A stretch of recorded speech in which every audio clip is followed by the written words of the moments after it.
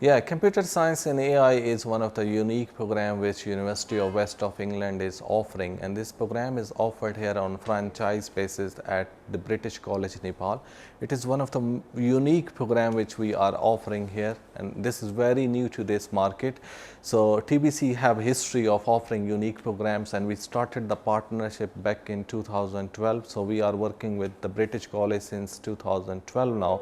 We started with the business school, then we moved into computing, and this is our latest program based on the market demand locally and internationally. We are offering BSc honors in artificial intelligence, so we can produce our students, we can give them skill sets in a way that they can use it for the rest of the life after their graduation. So we can produce the graduates in a way that they are ready to work, they don't need further placement or internship. So that is our objective, and that is the motive of the university and motive of the British College, that the students should be ready to work graduates. Okay, when we start any program, it started with the business case. So it started with the business case that marketing was happened, survey was happened locally, that what market is looking for, and one of the top leading keyword was AI, as same thing is happening in the global context, that AI is very popular, and same thing was here, that AI need is here, and there is a big skill set gap here, no one is available, or lack of infrastructure, lack of professionals into AI field are lacking into Nepal. Same is rest of the part of the world, that this is something like which is lacking. So that was the business case, that was the survey which translated into business case, and after that we put it through, we come across with the process, and we started this program after getting approval from Ministry of Education from Nepal. Yeah, I mean, AI is totally new, I can say. It was existing since long. Automation is there. The history of automation is since man is created, humans are created, animals are created. AI started from that type, because AI base is on two principles. The first principle is predefined learning. I always give example of animals. Let's suppose tiger will never eat veggies, because predefined learning for animal, for this type of animal, is that need to eat only meat. So this is one of the part of AI, that predefined learning. Another learning is, we say, supervised learning, or learning from environment. Like a human, a kid is born, no knowledge, nothing. So will start crying, then learning from environment, there is a fire, this is stair, this is this, this is that. So we learn from environment. So these two concepts are injected into computing field, and then we started. But since last 4-5 years, especially during COVID time, everyone, whether related to computing field or not, they are very good, they have very good knowledge about AI. At least they know how to use these applications now, and they start using AI into different social media platforms also. Or perhaps if someone is working in an office, they start using different AI tools to improve their English grammar and all these things. So now the use of AI is increased a lot. But those students who are working or who are studying AI, their scope is different. Basically, they help to develop these applications, they help to apply AI techniques into different sectors, and they grow further. And here world was lacking, world is lacking, because globally the use of AI is increasing exponentially. Last 3 years the growth is more than 100%, and it is projected that in next 2 years the growth will be another 60% from the current trajectory. So growth is continuously exponential growth, that is causing the challenges of lack of professional peoples into this domain, lack of infrastructure supporting this domain, and all these things. So global context is different countries, they start drafting the policy, different organizations, they start drafting the policies, how they can use AI into life. I was giving example of autonomous cars, when after a couple of years, 10 years let's say, when no one will be there to drive car except the machines, then who will be responsible in case of accident, who will be responsible in case of congestions and all these things. So companies start thinking about that, governments start thinking about that, how we can support that level of automation.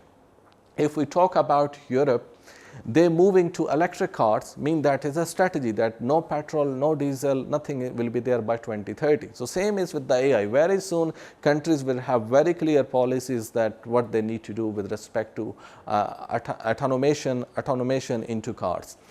If we look at the global context, then we are lacking in all these sectors, whether that is educational sector for AI, whether that is manufacturing sector where we need to use AI, whether that is production, whether that is health sector, whatever field of the life we want to name it, AI is there, whether police enforcement, all these things. So we need skill set for all these domains, and same is the case with the Nepal.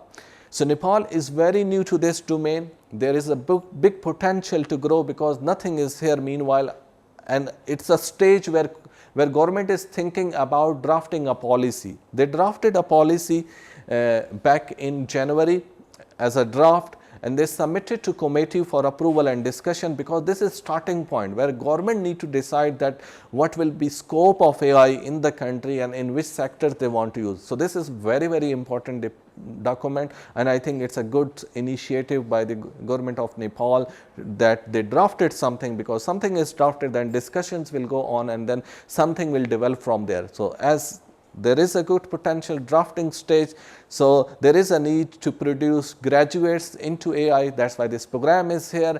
We have challenges related to staffing because staff need capabilities, so it's very hard to find a staff, but we have very good staff here supported by University of West of England. So they support the staff here with respect to their trainings and needs, so they can develop quality education here in Nepal at TBC. It's depend actually how we use AI. So when computers was started, we had viruses in computer, and then we had another product which was called antivirus, and then hackers and ethical hackers for the purpose of improvement into systems. We use ethical hackers. Same is AI. So it's possible that somewhere AI can be intentionally or unintentionally harmful for society.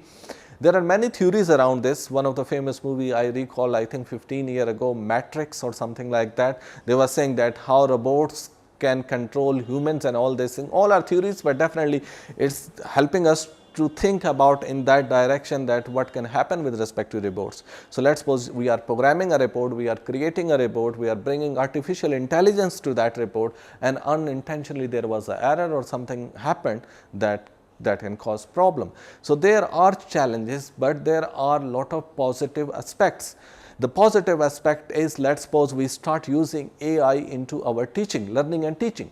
So now students are more powerful into knowledge with respect to knowledge, because they already have basic skill set which we normally used to teach them in first year of their study. Now a lot of these things they know already. So quality of education is increased. Now they are learning new things, they are learning advanced things, they are developing advanced things, they have access to internet which help them to think about real world problems, how they can solve using artificial intelligence. I will give example of health sector here. Health sector with the help of AI can make significant progress. Let's suppose one of the recent studies says that somewhere in Canada they start performing surgeries using robots, and which is very successful. I can understand there is a context why that is successful, and very easy to understand is if you are doing some sort of calculations, 9 multiplied by 5, perhaps your answer one time can be 46 or 45, and sometimes you can say 55, because human can make errors. But when humans are training machines, all these basic type of errors will not happen. Machine will say 9 into 5 is 45. They will not make these simple calculations errors. Same thing is with respect to operations. When they perform the surgeries, they train machines for surgeries, the error ratio of machines error is far lesser than the human error. So it means that is increasing the efficiencies.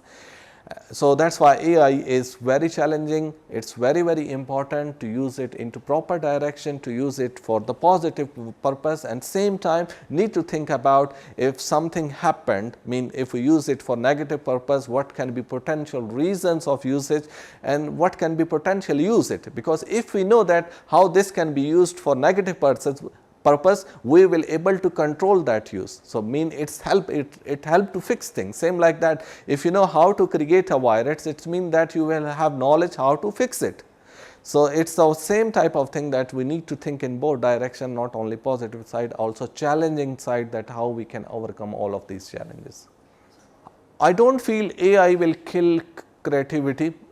It will build more innovation into their teaching, into their studies. For example, if we are asking student in the past without AI that do a project, think about anything which you want to do as a project or anything, writing a piece of program, but now we can ask them, they will use a tool for those basic exercises. Now the task is on us.